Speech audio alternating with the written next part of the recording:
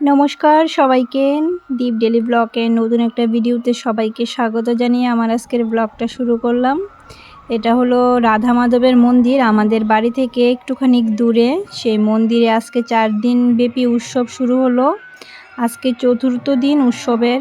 তো আমরা দুপুরবেলা গেলাম একটু অন্নভোগ আনতে। ওইখানে অন্নভোগ দেওয়া হয় 150 টাকা করে প্লেট। তো আমরাও আনতে গেলাম একটা। আর এখানে দেখো, গিয়ে দেখলাম খুব সুন্দর কীর্তন চলছে। 5 দিন হবে উৎসবটা, 5 দিন ধরে চলে। কালকে মহাপ্রসাদ, কালকে শেষ। তো আজকে চতুর্থ দিন। আজকে গেলাম একটা অন্নভোগের থালি আনতে। দুপুরবেলা 2টা থেকে অন্নভোগ দেওয়া হয়। তো আমরাও গেলাম। এখানে খুব সুন্দর কীর্তন হইতেছে, দেখো অনেক লোক আছে, সবাই কীর্তন শুনতেছে, খুবই ভালো লাগলো। আর সামনে মন্দিরে আছে মহাপ্রভু, গৌরনিতাই মহাপ্রভু, আর আছে রাধাকৃষ্ণ। এই যে রাধা মাধব আশ্রম, এটা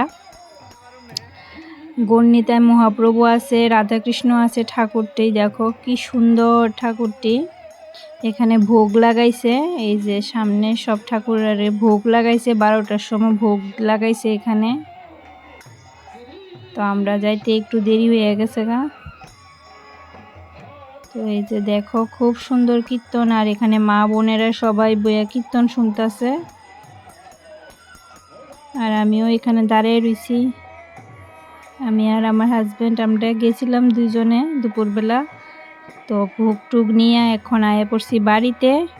তো তোমাদেরকে দেখাই এখন অন্নভোগের থালিটা, যে থালিটা আমরা আনলাম ওইটাই দেখাচ্ছি। দেখো, এই যে দেখো অন্নভোগের থালি।